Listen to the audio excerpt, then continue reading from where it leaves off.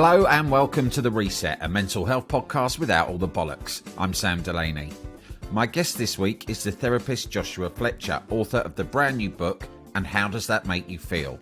Everything you never wanted to know about therapy. The book gives a frank, fascinating and funny insight to what a therapist actually does, dispelling many of the myths that put some people off therapy and explaining how it can help. I'm a big advocate of therapy. It helped me get sober back in 2015 and has helped keep me happy, positive and resilient ever since. Previously, I'd never thought I'd be the sort of person who needed therapy or could benefit from it. Joshua's book is great because it shows exactly how this stuff works, why it works and why it's not half as weird as you might think it is. I was delighted to talk to him about all this and share some of my own experiences of therapy too. I hope you enjoy listening. Josh, welcome to The Reset. Hi, Sam. Thanks for having me on. It's a real pleasure. Your new book is out 15th of March, I believe. And how does that make you feel? In a fascinating insight to therapy from a therapist's point of view. This is something I'm very passionate about. Certainly changed my life. I'm a big advocate of therapy, as regular listeners to this podcast will know. What was the main motivation for you to write this type of book? I wrote this type of book not as a therapist who wants to encourage people to go to therapy, but I've written it in a way that actually shows you how it works. So I've written a book basically about what your therapist is thinking during therapy. Literally my thoughts, what's going on. Very revealing. It's a peek inside behind the therapy room door. I've done it because I want people to read it, not only enjoy it and make you laugh and all sorts, but I want people to see that it shouldn't be as mysterious and as weird and confronting as you think it is. A lot of people put off therapy, particularly guys. Women do as well. Anyone who's emotionally conservative. I used to. Grew up in a working class town in Lancashire, playing rugby league and boxing. Any emotions were conveyed through running at someone else at speed. But I hit a time in my life where I got very unwell, mentally unwell. Never think it'll happen to you. It does, it can. And use that experience, train to be a therapist, and love writing about it and using comedy and humor as well to not, because sometimes the topic of mental health is like pulling teeth, isn't it? But just being like, this is it. And it's purest form. You needn't be scared. Yeah, I think that's it, isn't it? People think it's much more. I get the sense people think it's much more serious and earnest. I'm not saying it's laugh a minute. Can be fun sometimes, but people think it's terrifying. I mean, the sort of myths that I probably had in my mind before I embarked upon, undertaking therapy were things like, oh, they're gonna be asking me about my relationship with my parents non-stop. That's one of the big myths, isn't it? What are the other myths that you feel people, when you see people for the first time, what they're standoffish or nervous about, the myths about therapy? Great question. I thought this as well. I thought what I write about in the book, and you're going to get shameless plugs all the way through. Yeah, so good. That's what we're here for. What I write about in the book is that therapy there's many different types of therapy and therapists. So people assume I'll go see a therapist and they'll sort me out. But it depends how you are trained. It's the equivalent of saying, my pipe's leaking. I need to get a tradesman in. Yeah. Yeah. And then the tradesman will go, all right, what tradesman? You probably need a plumber. All right, okay. Yeah. Same with therapy. There's different types of therapists. The stereotype is that you go into an office and there's some old guy leaning against a mahogany bookcase while you're led on the sofa talking about how you want to kill your dad and shag your mum. No, that's old psychodynamic therapy. And that is a mode of therapy, not very common actually in this country. Then you've got NHS prescribed CBT, where people wait a year for, and you have 6 sessions, and then it's, it can be helpful, it can be not, it depends. The demand is so high, the NHS has got to try and balance the demand for it. So you've got that CBT, very practical, very in the now. Then you've got person-centered. I'm training CBT as well, but I'm also training person-centered, which is a room that's safe, with no judgment, and someone will just listen and want to know what you got to say. and they're not judging you, and they're usually dressed like a scruff, like me. And I'm not talking about all therapists here. They're just normal people, and it stays in the room. And they're not going to ask you pressing questions about mum and dad or any trauma you've been through. Because, a lot of us have been through a lot of trauma. We don't want to talk about it, don't like how it makes us feel. But trust me, afterwards, it feels great. I don't know about you, Sam. What was it like talking about tricky things?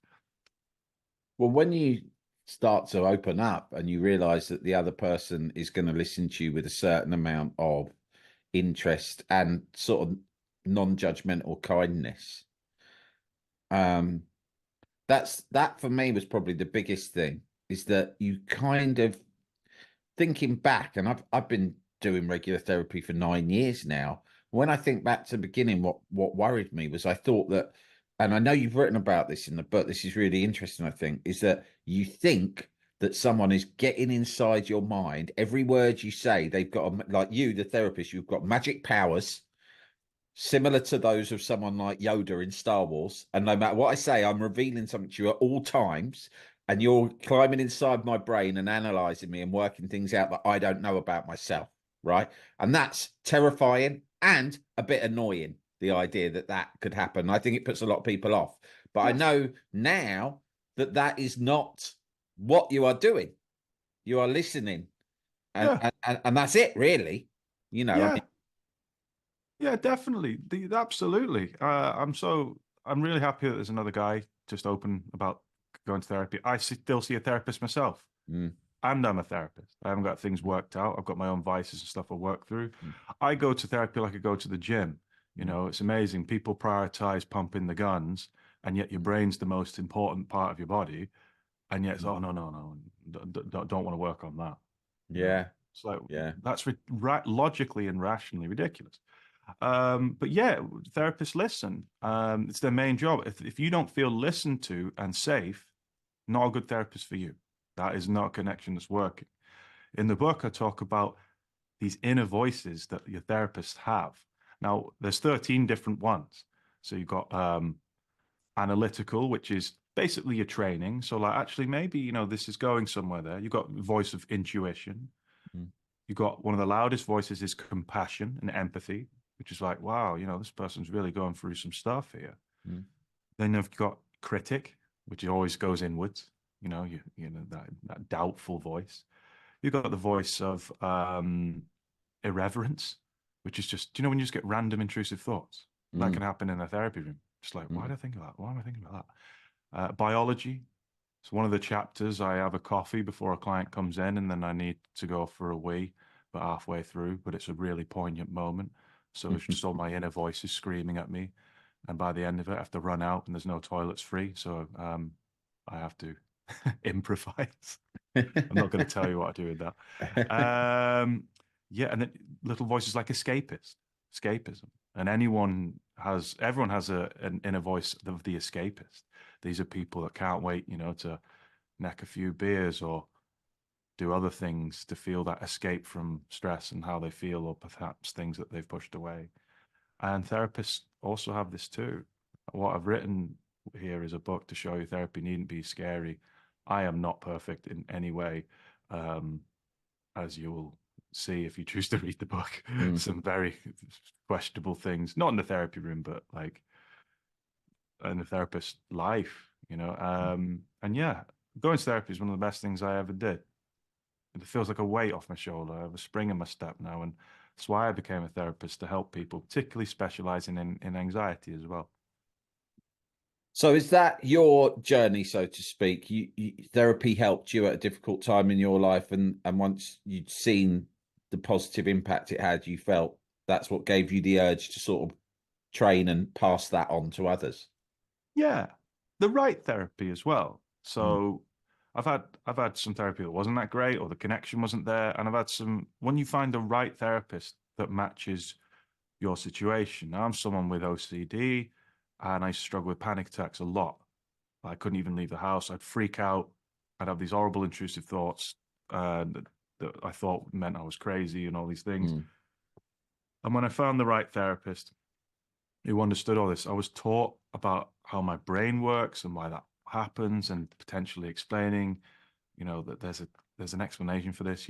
You're not going nuts. It's okay. Mm. There's a reason why you keep trying to run away and escape your feelings, etc., etc. And I was like, oh yeah, that makes sense.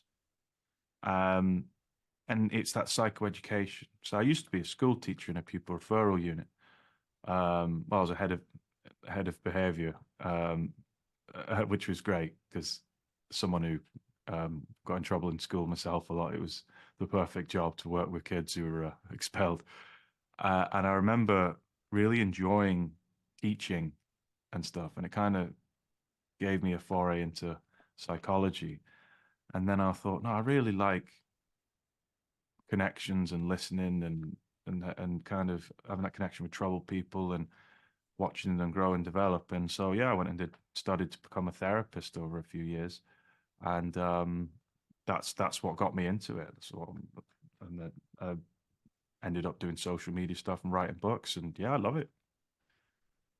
Um, how difficult is it to look after your own mental health when you're spending your days speaking to other people about their issues, their challenges? Is that quite a difficult part of being a therapist? It's not as difficult as you think, because to become a therapist, you've got to kind of work on your own stuff a lot first. Mm, You're more susceptible to other people's feelings when you don't deal with your own. right. That's why everyone knows these people in their lives where, unfortunately, I don't want to hear that. Get Yeah. over it, man up.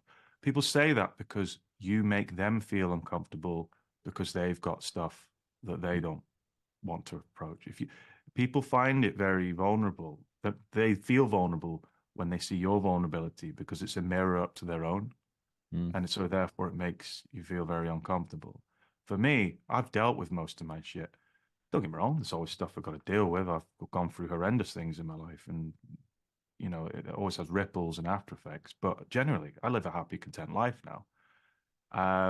So when you do hear other people's problems, yes, it can be tiring, and it can be emotionally fatiguing when you're taking all this on. But I enjoy it. Enjoy real conversations and seeing real versions of people. Um, yeah, I just it's not as cumbersome as you think. It's only cumbersome when you realize actually I've got a lot of crap on myself, and I don't want to take other people's crap on too. mm. Yeah, I mean, if you're hearing about people's trauma, for example, I guess when you come away from the end of the day, but therapists all have supervision anyway. That's sort of a professional obligation, right? Yeah, you got to have supervision once a month at least. Mm, If you've got um, tricky, complex situations, you could see your mm, supervisor more. And yeah, and like I said, I'm still in therapy myself. I don't think it's like in the book, I struggle with grief and I convey my stories with grief and loss. And sometimes, yeah, I think for me personally, one of the storylines is that one of the client case studies, there's 4 client case studies, obviously anonymized, scrambled, mm, rigorous ethical process, etc. But one of the case studies that we talk about grief, and yes, that does trigger stuff in me mm. because things can land close to home and remind you of things close to home. So you've got to use your training. Don't repress those things and just be like, "Oh, okay, you can manage this." Yeah. So yeah, that would potentially say be more emotionally fatiguing than a topic that perhaps doesn't step into my frame of reference. Just going back to, you said you grew up working class, boxing, rugby league, all of these kind of uh blokey, traditional, masculine cultural things that surround you. I still think that blokes from that kind of a background, I'm from the South, but from a not dissimilar background to your own by sounds of things, struggle with a lot of the ideas and the language around therapy and mental health issues because it's Mm. just hard to relate to. Doesn't feel like, a language or a culture that's easy for ordinary blokes, particularly blokes from working class backgrounds, to ease into. Is that what you find? And how do you try to, challenge that? That's a really good point, actually. I'm really that if you're someone listening and you're like, you know what, the world of therapy feels a bit too alien for me. Maybe the way I speak, the way I am, it won't fit there. No, no, no, no. Therapy's there to fit you. You can bring whatever you want here. Like it's for you. It works with your language, whatever you want to bring.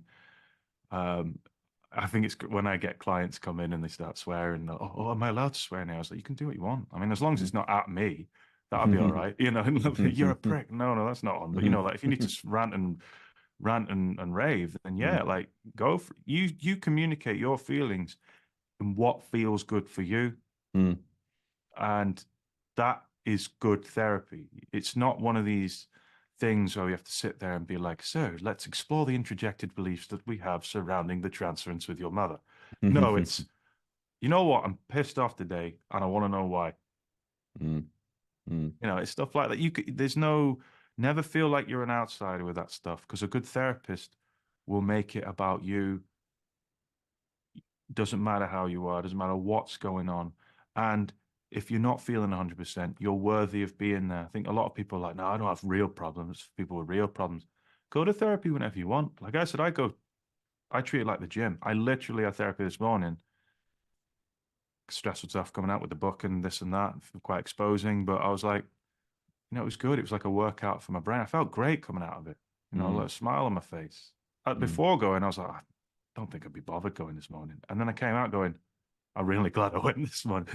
Yeah. Yeah. It's like a cleanse, isn't it? I mean, some weeks I have serious issues that I want to discuss. So something's really upset me or bothered me, is just on my mind, or very stressed about things, and I really need support of my therapist to kind of help me go through it. But some weeks I don't have that. There's just all the little kind of day-to-day, not some massive problem, but the day-to-day stresses and concerns, anxieties, they're not like top level. But actually, once a week, the ability to just kind of offload that to someone who has an understanding ear and might help you put some of these things into perspective or order. It almost, I come away sometimes just feeling like I've just had a bit of a cleanse. Do you know what I mean? I've just got some shit off my back. Oh, it's great. It frees up room as well. Do you know, that feeling where you open your garage, you ever open your garage or something, or a closet or a room, you're like, oh, what a dump. And then you're like, I can't bother tidying it. But it's like that feeling afterwards, you're like, hey, that looks all right, that. Yeah. That feels good. Yeah. Yeah. And yeah, moving stuff around. I like what you said, and you're like putting things in order, prioritizing, taking a step back and lightening the load a lot as well. It's really powerful when you know what you say stays in that room. It stays there.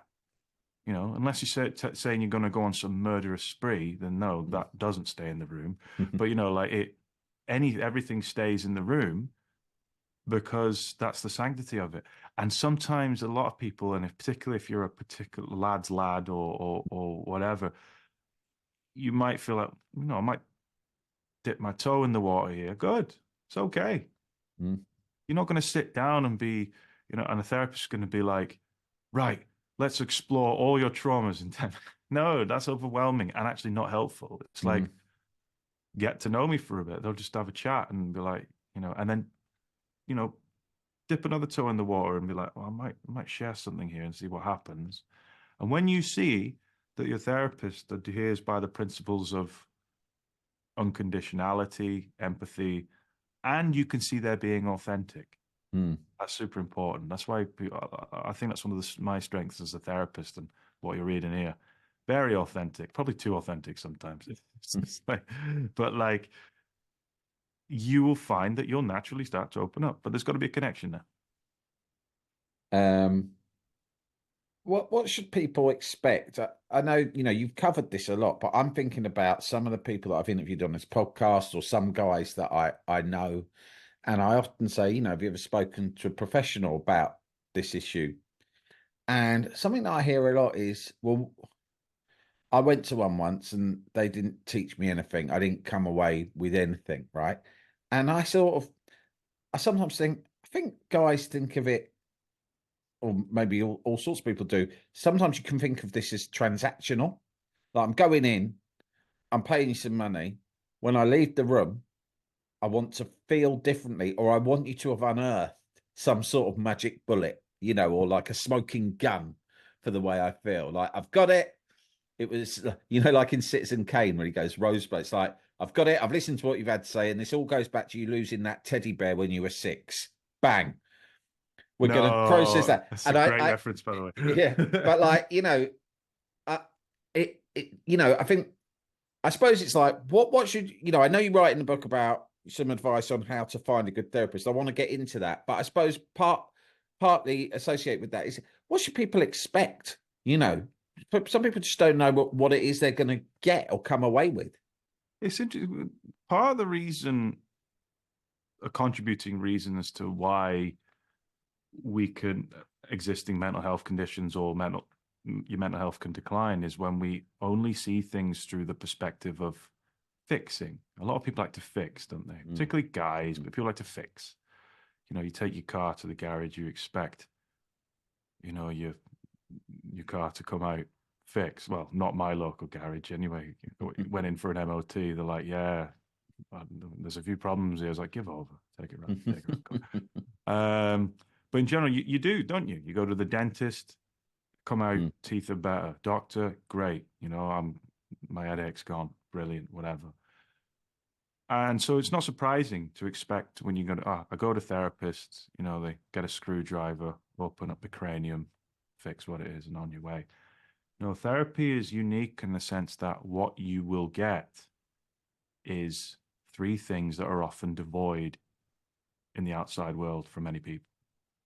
And it's a very Rogerian concept, which is very person-centered, which is your therapist will give you that unconditional positive regard that you don't get in the outside world.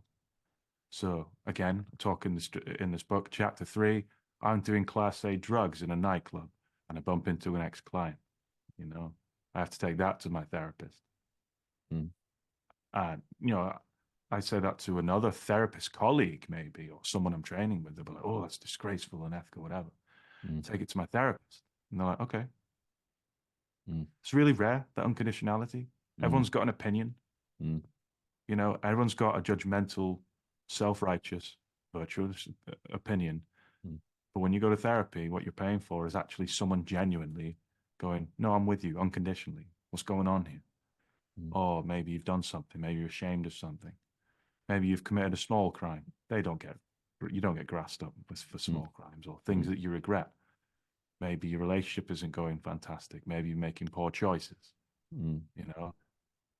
You will get unconditionality there. But it's an unconditionality that's based in professionalism. So they're not going to be like, it's okay, you did that. It's just okay, I'm listening. What's going on there? So powerful. It is so powerful. I eventually built the courage to share my therapist loads of all the crap that I've been through, grief, trauma, lots of weird stuff. And I went on a rant, 20, 30 minutes, crying, whatever. And I don't show my emotions that much. And at the end of it, I just looked up and I was quite vulnerable and didn't know what she was going to say. And she just looked at me, sat back, kind of cross-folded her arms and just went, wow, that sounds really shit. And I love that. It was no trying to fix me. Oh, this is a daddy thing. She was just sat with me and felt it. And I could see it in her eyes. She was like, yeah, you've been through the rock, and it was just lovely.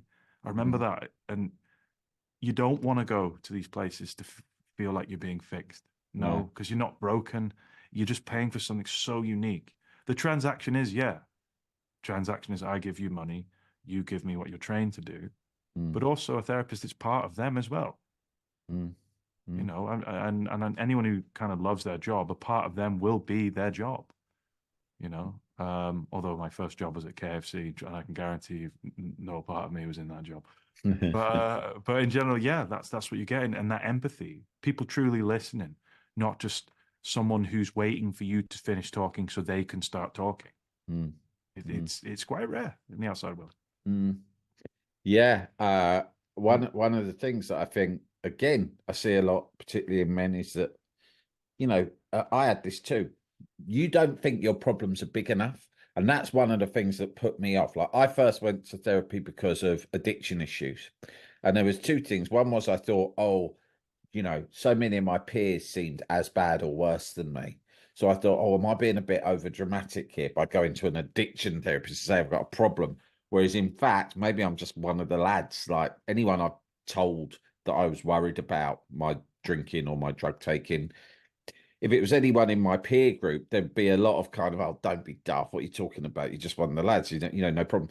And then you think, oh, am I deluded? Am I being over dramatic? And all of these things. There's a lot of messages that surround you to sort of make you think, oh, stop making a big deal out of everything. And then when we got more into like other issues around my mental health beyond the addiction, or maybe the things that underpin the addiction, stuff to do with childhood or trauma or whatever, all the pain that I'd felt. Again, I felt I had phrases like first world problems, which has become such a prevalent phrase ringing around in my head.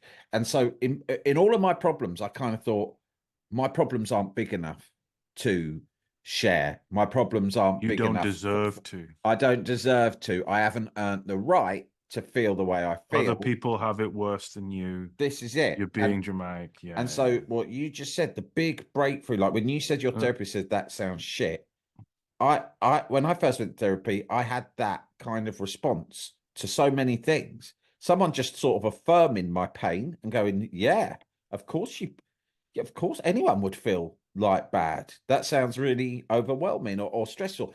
And my whole fear had been, my life's outwardly too good for me to ever complain about anything. Affirming. Yeah. This applies to a lot of people, both men and women, particularly men as the stereotype. I still think about affirming. Yeah, it's like, Yeah. wow, affirming and validating. Yes. You are Yes. valid and seen. Yeah, and it's almost like that relief when you're given permission. Now, as a Mm, good therapist, it's just like that's it. They don't mind what you bring, because yeah. some people are like, oh, but the things I'm bringing aren't what my friend went through. Mm, They went through that 3 assaults and lost their parents and going through this and develops yeah. a chronic. And it's like I'm just worried because I'm at work. Yeah. Yeah. I'm just worried because I got nothing to worry about. There's a good one. Yeah. If you just Yeah. feel like crap and you can't pin that on anything, Yeah. go to therapy. It's honestly, because don't be like, well, what have you got to worry about? Because this is called emotional conservatism. Something again, bang on about the book I'm banging on about. And Mm, emotional conservatism is the reverence of shutting up and not showing emotions. Now, this stuff was great and needed world wars. We haven't got time. We've got to hunker down, get together. We haven't got time for this. It's life or death. Just stick mm, together and get through this. And the UK, Britain, particularly revered through mm, some people through history of the stoic nature of getting through World mm, War II, etc. Keep calm, carry on, being an example. mm, I hate those posters, but arguably that was part of the reason that contributed collectively to doing things. And yes, you got to do that. It was like honestly, it's for that time needed and helped us. But emotional conservatism is still revered now, which is not helping. If anything, not talking, and statistically as well, and you probably know this and stuff, but it just baffles me every time I hear like this stat and remind myself. It really just blows my mind, particularly stuff like suicide. mm, Like suicide kills more men under 50 than anything, mm. like cancer, road accidents, um, fights or whatever, illness, any illness. The biggest killer of men is that, and it's because of these things like you're a burden, you can't talk about it, you don't deserve to, stuff like Mm. that. And I'm like, no. And this is why I'm trying to reshape how people see therapy. There's a myth that you go when you're rock bottom, when you're vulnerable and weak. No, go preventatively. I would Yeah. love it if people saw therapy as if the same they saw to go into bloody CrossFit. Yeah. Or I say the dental hygienist. I go to a dental hygienist every 3 months, right? Yeah. And they clean my gums, right?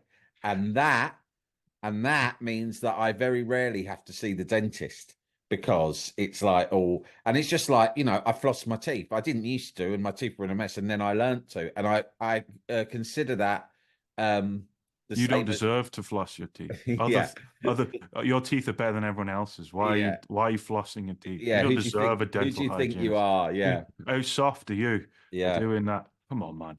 Yeah.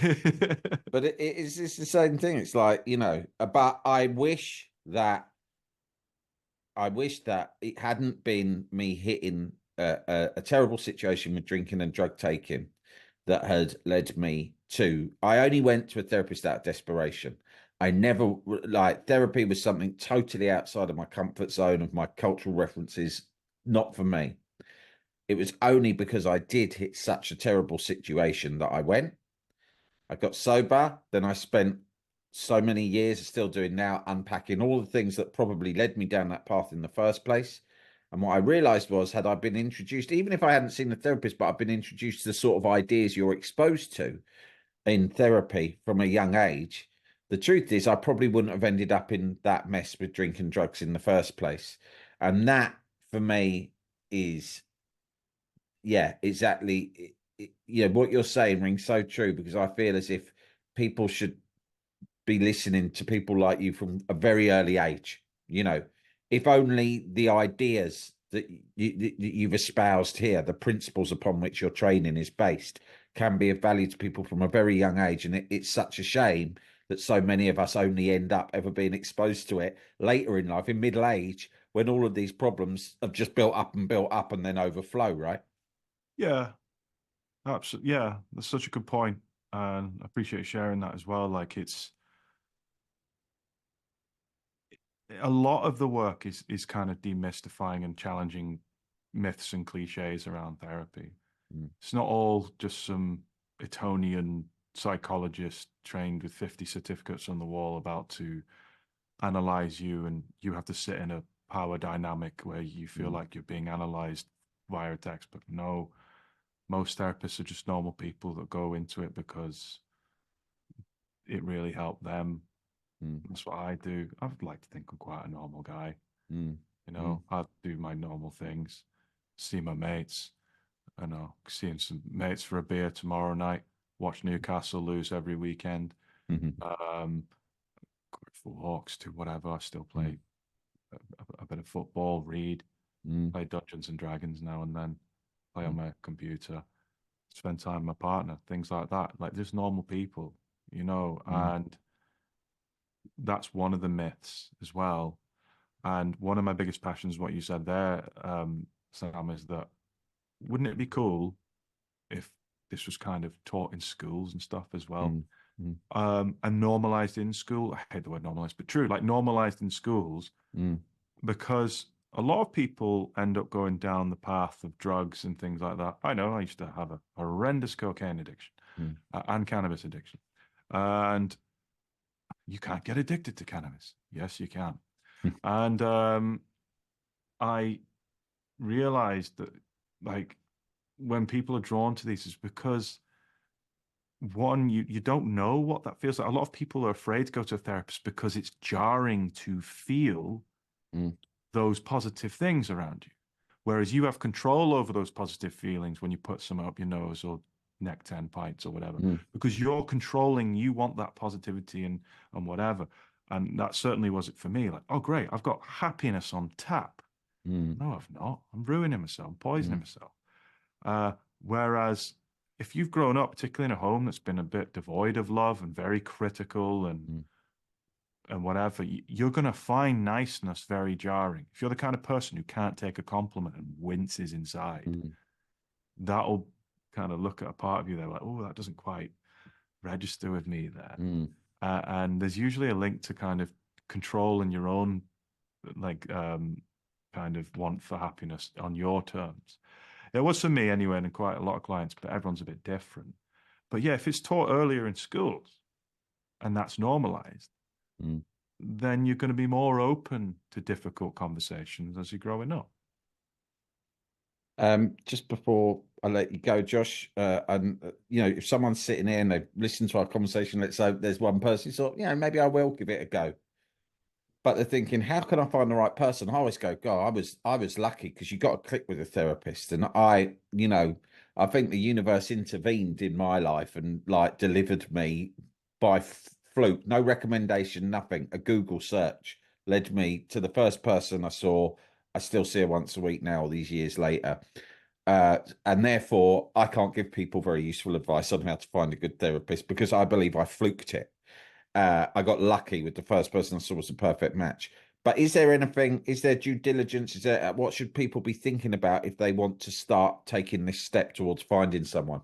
If you want to go to therapist, I mean, the NHS is an option. Unfortunately, it depends where you're at. Always go to your doctor first to let them know.